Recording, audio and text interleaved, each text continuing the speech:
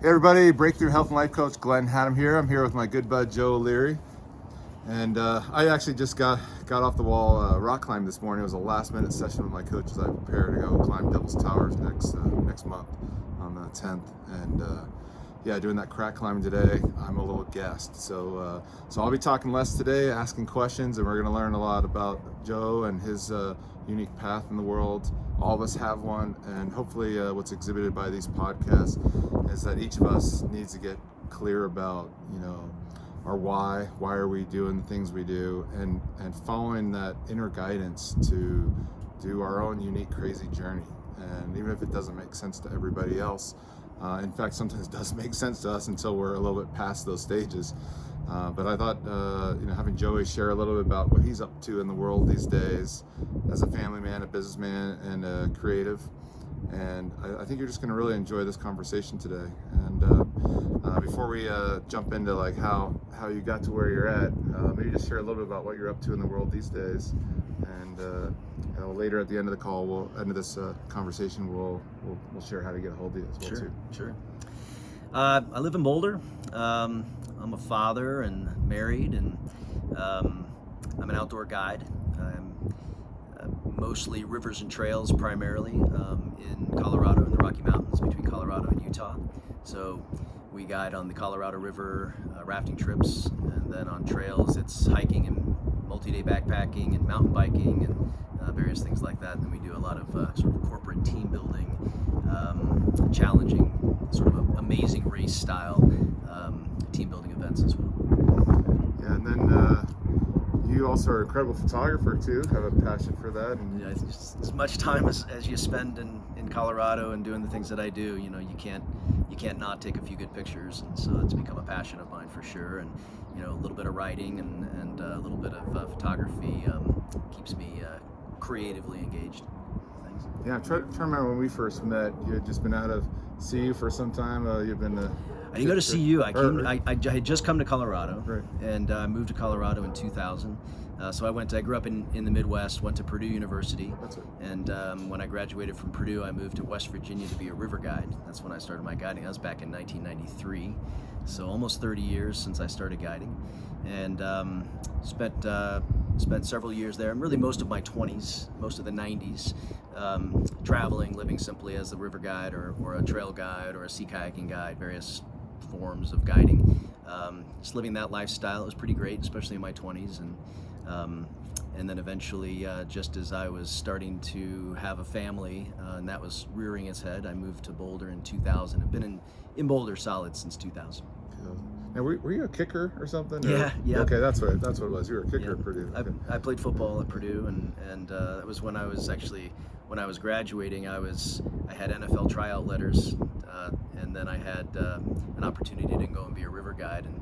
And for me, it was, if you would have told me this when I was 12, that I would have an opportunity to try out for some NFL football teams, I'd have said, well, of course I'm going to do that. But then when I had the rivers and the valleys and trails and whatnot, and that whole lifestyle as an option, that was just so much more interesting to me, and that's the direction I went. Now as a child, so what was the landscape for you growing up? What were you engaging with as a curious kid exploring the world? I mean, a big piece of my identity as a kid was I'm an identical twin. We played, growing up in Indiana, it was sports and girls. That was kind of what drove us. There's no mountains or rivers or anything like that, but our imagination was always engaged in the local ditches and just being in the outdoors. We would wander a lot, ride bikes all over town. Yeah, I was that generation too. We were like, get out, don't come back home before dark. And that's what it was. Mom had a cowbell that she would ring, and my mom would yell when dinner was ready. Yeah, same thing. But in many ways, living in Colorado is reliving my childhood, at least my imagination of my childhood, and being out here in the world that I used to only imagine has been it's kept me young as I've gotten older. Yeah, so your imagination, that as a child, like when you were exploring things out in the wild, 'cause I remember those days of just being wild and free on the bikes in the dirt, catching lizards and snakes and all that kind of stuff. The generation nowadays, you have kids now that are your parental style with them is probably wanting to really push those boundaries for them as well too. Except there's like it's a little bit different world and different way that people look at things. Well, I mean, yeah, growing up in this world where they're exposed to things that we could not even imagine as kids, but I think as a father, I've always felt that my job was to orient my kids to the world around them, but also internally. And you just have to hope that the seeds that you plant will sow down the road. And as it happens, my kids have really grown to love the outdoors, and they're good company out there. They show up and they engage and they have their own ideas, and a little bit of be careful what you wish for, because you know what can happen out there that's not always ideal. But I think them going out into the world, my older son is 21, is a junior in college in Oregon. My younger son's just getting ready to graduate high school, and it's this ongoing check-in with them to see, are you ready to go? Are you ready to be gone? I'll always be there and available to support them as a parent, but you hope that at that point that they launch, that they're ready to take it on and solve problems on their own and come to you when they're having a hard time solving those problems. And so far so good, but you'll never not worry in that way. And but you hope that the time in the outdoors has taught them enough about themselves and given them enough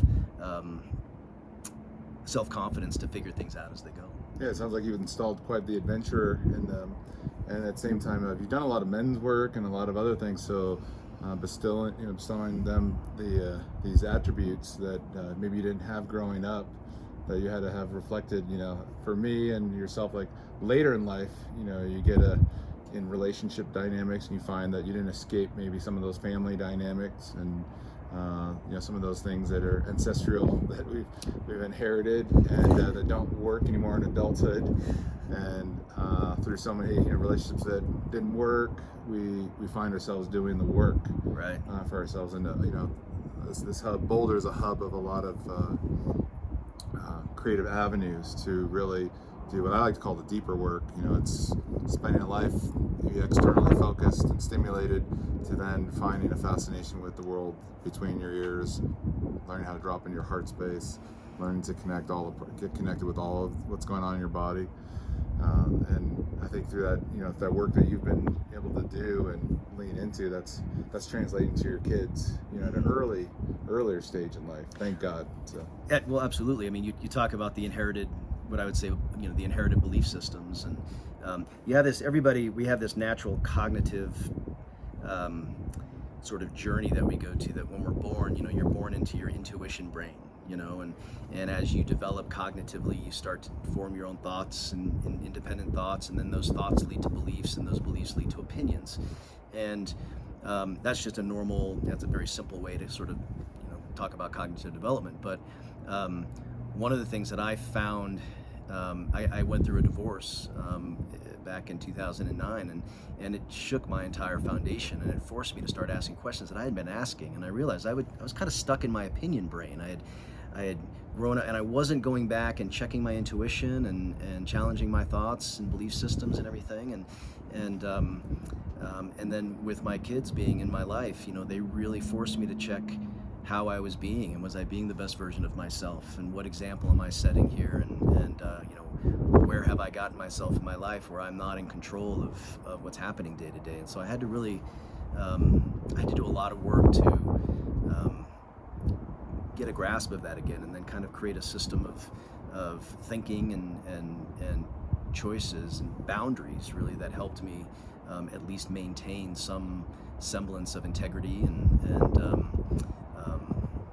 growth and progress in life. And that was my kids for sure have always been a waypoint for me to check into that and actually challenge my own belief systems.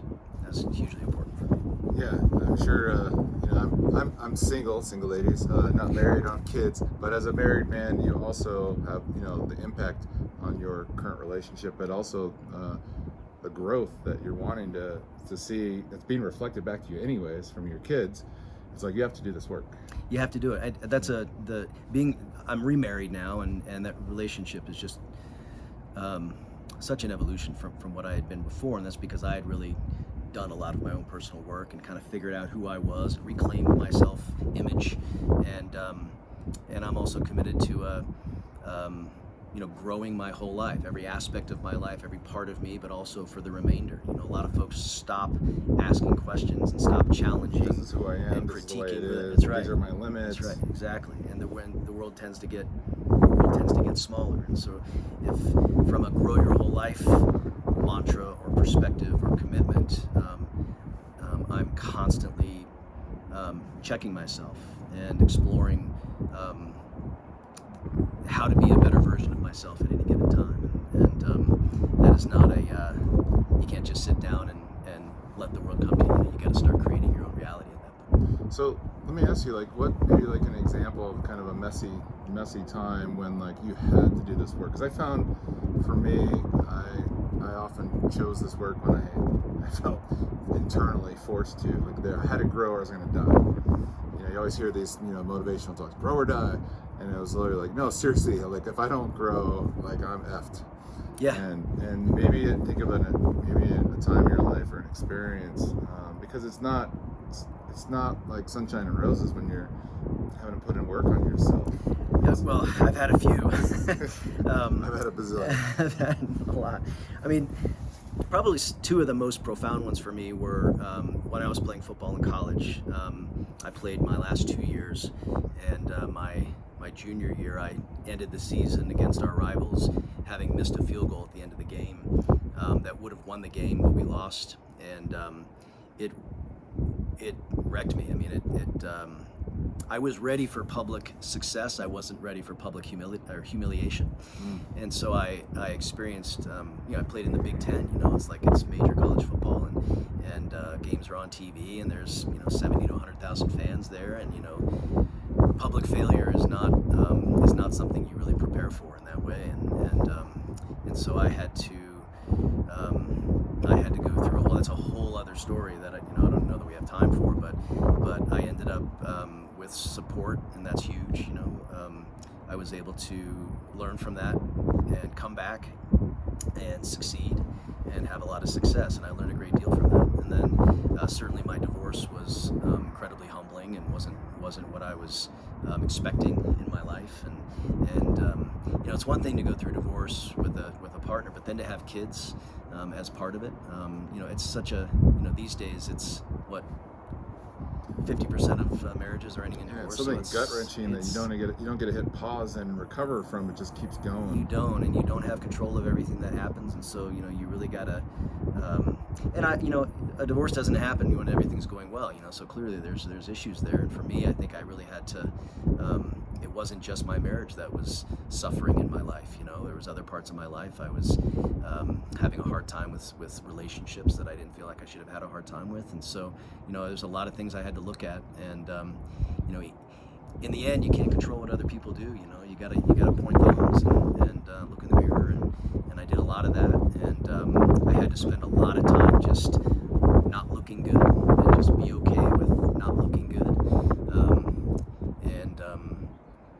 and that was hard for a number of years, but I started to. There was a point where I stopped shrinking and started to grow and started to put the pieces together and rebuild, and my life is so great right now, but it took a while, and you had to hang out in the. I always like to say it's not a dark night of the soul; it's a dark season. It's a dark decade sometimes. Yeah. To go from normally pointing the finger at everything else outside yourself, so you don't have to feel or face that discomforting those pains you've been running from your whole lifetime. Yeah, and well, it's a journey of transformation. You try to put together little tiny transformations, ongoing, and as those build, they start to become bigger transformations, and that was how it had to go for me, and I had a lot. I was late 30s when I went through my divorce, and just realized there were so many areas of my life that I hadn't even that were available to me that I hadn't really even explored, and it's become my divorce has become one of the most important aspects of my life. It's one of the most painful, and I don't want to do it again. And but as it turns out, it was certainly a blessing. It woke me up, that's for sure. And I wasn't asking good questions. I wasn't thinking critically about my life. Yeah, so now you ask smarter questions. You ask smarter questions of yourself, of your partner. There's a different level of commitment to your highest self in this relationship. Yep. And that requires. I always feel like we go from kind of tactical approaches to more of a self-mastery, focusing on. I look at, like, in the day, like, where's my alignment with my personal integrity of what I know works for me, and kind of running those checks and balances as often as possible to make those micro adjustments. Otherwise, I've got big adjustments, or I'm going to get hit with some whammies of things where I've been out of whack. You get that. Everything catches up quicker as you get older. You get smacked with the reality of your choices aren't working. You get that compounding effect starts happening a little sooner now because you stacked up a lot previously. Right. Well, you talk about dating, or just in your relationship life. When I eventually started dating after my divorce, and before I met my now wife, that was a whole process in itself with figuring out where this was going and what was necessary. And for a long time I was like, oh, I'm never going to get married again. And that was a bit extreme, but I started really focusing more on around am I being the best version of myself? And in some cases I would go in with the intention that I'm going to be the best version of myself, but perhaps with the person that I was interacting with, the chemistry was such that I learned the difference between attraction and chemistry, right? And chemistry is one of those things that, like, attraction is, do you want to see each other naked? And chemistry is, do I want to sit in a car with this person on a road trip for 6 hours, to Moab for 6 hours? And if you look forward to being stuck in a car for someone for 6 hours or across the country or something like that, there's some chemistry there that's wonderful. Whether attraction is there, that's a whole separate thing. But yeah, I mean, built all kinds of little structures for asking better questions and continuing to check in, and I think that's a key. At least that was a key part of the process for me that got me where I wanted. That was a heat-seeking missile when I was a younger kid. Now I'm more in the control tower now. Right. It's like, okay, how's this whole operation work? Yeah. You start thinking, that just maybe comes with, life experiences and with wisdom acquired from, I know for me, I would choose a lot of the earlier relationships in my long-term relationship, 13 years, was kind of a trauma bond. It was like, oh, this person encapsulates my mom, my dad, my sister, all in one. Of course, there's this subconscious attractive quality that feels like coming home. And when you get older, you start to realize that you gotta unravel that stuff. I think you start focused on your foundation. Like, I don't. Am I every day fully being myself, or am I feeling like I have to pretend to be something that I'm not? And I think as you mature, you start to let go of that pretending, and you're just like, all right, this is who I am. Here's my areas of growth and opportunities to explore and be open to change or something new. But at this point, just about all of your quirks, you're not going to get rid of them at this point. I'm 51. You're close to the same. Yeah, right? come up on 49. Yeah. So whatever issues you have, they're going to be with you. And so the question is how do you relate to yourself, and are you kind to yourself around these things, and are you accountable to your stuff? Do you own what you're owning, and then knowing that you're bringing something to your relationship that precedes your partner, and if you can own that, if both can own that, and we were talking earlier about boundaries and how important that is to really speak your truth, and not just try to keep the peace. That how important it is in healthy relationship dynamics to communicate. I love the subtle art of not giving an F. He talks about own your hell no's and your hell yeses, otherwise you're going to get on somebody else's list, and that can get you pretty lost and misdirected. And when you're in relationship and relating with others, how do you continue to do yourself and do things that light you up? Well, so much about building trust, right? I mean, if you're inconsistent and you're constantly compromising your own needs, thinking that by letting the other person have their way, that you're being a good partner, but but that partner knows that you're compromising something about yourself, and then Something feels icky to them. something that might, yeah, like they don't want. Person doesn't always want, or whether they know it or not, people, you don't always want necessarily to get your way all the time. Right. If it means that the other person is being depleted of their needs, and just practice being selfless without being yourself less. Make sure that you're fully present and intact as you're being sensitive to the person's needs that you're with. If that makes sense.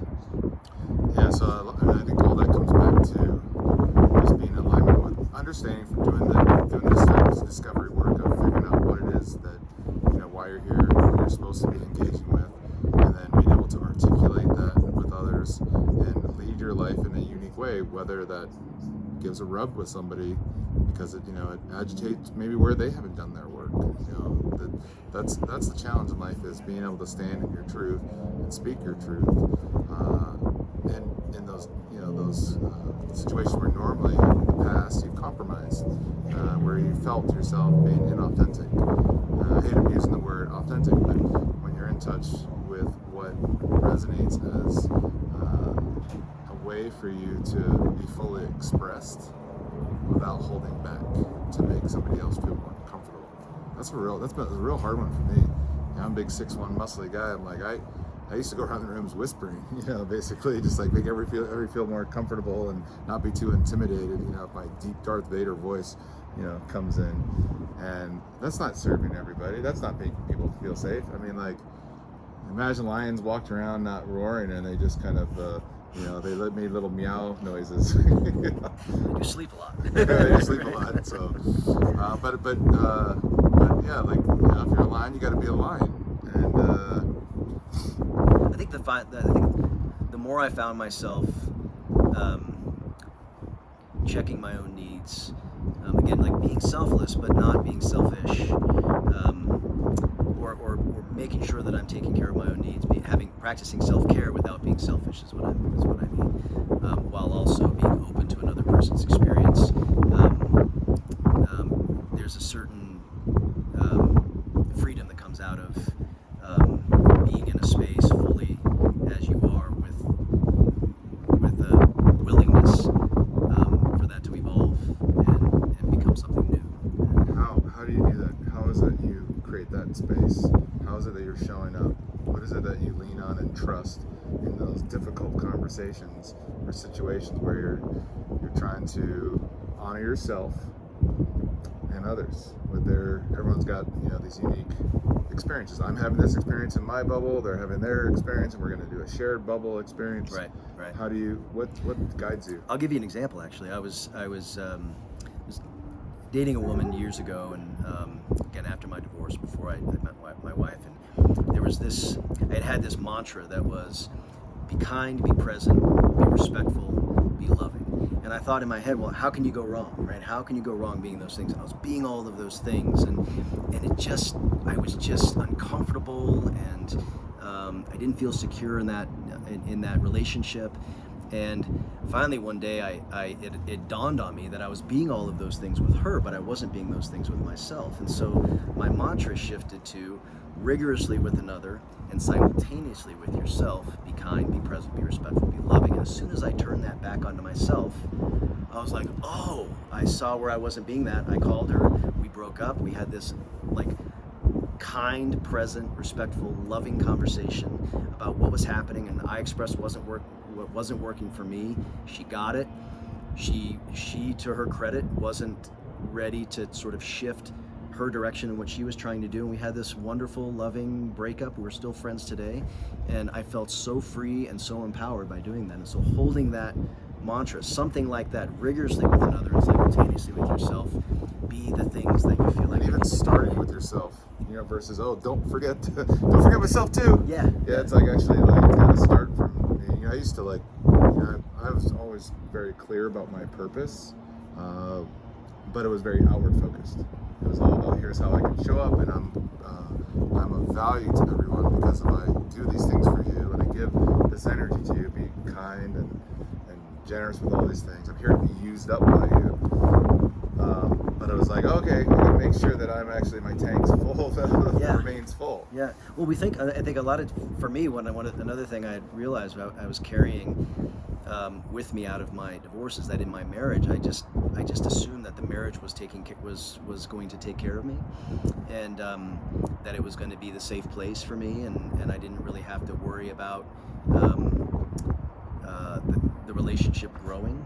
And when I learned that if both people are taking from the marriage, and not both people are giving to the marriage, and not individuals are being honored, separately and in conjunction with all of that, the marriage became depleted because we were both taking from it. It's no longer life-giving. Exactly. And so that you're growth, not making deposits on a regular basis. Exactly. So it's like where two become one, as opposed to two becoming four entities. And Right. and our relationship was a reduction of what it could be versus an expansion. And so honoring each individual and the relationship, and then this sort of fourth dimension, almost like an objective witness, where the two of you together can assess the needs of the whole in a way that's almost objective. Versus kind of like the soulmate of I'm coming in as your half and you're the other half, and then we make one, and then we smother each other, and it's like two fishes trying to swim on top of each other. It's this big romantic idea that two become one, and all that is a reduction of what's possible. If two become four, it's an expansion. It's that growth and expansion that is so much more energizing. And I think that's one of the keys to living a good life, is just continuing to grow and expand and explore and try new things and fail and be uncomfortable and all of those things. And there's so much benefit that comes out of it. Now, how might our audience get a hold of you if they wanted to go on an adventure and sit around a fire and not have some BS conversation, but like get right down to the heart of things in your life, to get out in the wild, get away from the technology, and to have a really, I find somebody gets an opportunity to sit with you. That's part of it. Yeah. But to be able to share space with you, it's going to be a transformative experience. You might think it's transformative because you're going somewhere you've never been, because I know you take people on extraordinary adventures, and they get an opportunity to really shed some skin and face some fears and so many things. But also around the fire, the conversations with you are going to be really real and penetrating. Just getting out of your routine, and being out of that space. There's a couple ways. My guiding I do through a company called Colorado Wilderness Rides and Guides, based in Boulder. You just go coloradowildernessridesandguides.com. You'll find us. My photography, I'm on Instagram. Wiser Amuser is my call sign. Wiser Amuser. I have a Facebook page for Wiser Amuser, and that's where I post my photography and whatnot. And happy to interact. And all of the outdoor wilderness trips that we do are pretty much every trip is custom. So anywhere from day hikes to multi-day backpacking trips, mountain biking trips, to river trips, single day, multi-day. We do a lot of corporate team building, which is just fascinating, as I mentioned before. So every trip is custom, every trip is different, every group is different, and every season is different. So there's endless opportunities to learn something new about yourself and the world you live in, for sure. Yeah, just stay tuned. You'll catch me on some experiences. I'll be going on some adventures with him this year. It's COVID times are kind of, the gates are open. Everybody's ready to get out of their living rooms. Maybe get a couple pictures from him to put on your wall to inspire you to get out, and then signing up for an incredible trip. Is there a number they could also reach out to if they wanted to get a hold of you? Or my number's, I'll just get my number is 720-231-9825. Hello world. Yeah. Okay. 5 million viewers. 5 million, yeah, right. But that's my cell phone number if you send me a text or something, you have any inquiry. But I would say if you're interested in some of the outdoor stuff, start with, you can reach out to me on that Instagram page, and then coloradowildernessridesandguides.com is a good place to see what kinds of things we do. And feel free to reach out directly to me or call the office. And I don't exactly remember the name of the office or the number of the office, but it's right there on the website. So highly recommend that. Anywhere from your own personal private trips to corporate team building, getting groups together, men's groups. We did a really powerful river trip last year with a group of men that was just transformative for me, just as well as anybody else there. One guy in particular had multiple times faced a deep fear of heights that froze him, literally froze him for periods of time before he actually was able to overcome that with support of the group. And I think some of the most powerful experiences is when a group goes into something like that intentionally, where each of them has something to work on, whether it's their group dynamics or some personal things, and as a group work through those things together, have an adventure, and you can't go back to being the person you were or the group that you were before. They're truly transformational. Well, I think that's good for today. He's a good dude to reach out to and connect with, whether you just want to explore and start planting the seeds for whether it's this year or next year's trip. He'll get the wheels spinning for you. I know for myself, I'm going to be facing my own fears. I had fear of heights, and you'll get to witness me freezing up on 500 feet up. Devil's Tower, huh? Yeah, but I tell you what, if you get an opportunity to have a guide take you somewhere you've never been, take you in a way that you've never been, you're gonna experience a side of yourself that's been there this whole time, waiting, dormant, aching, yearning to come out. We got this one life to have an adventure. Get the adventures going with this man right here. Get outside. And we'll see you soon. Alone or with someone. Alone or with someone. So we'll see you guys soon. Thank you. All right, thank you.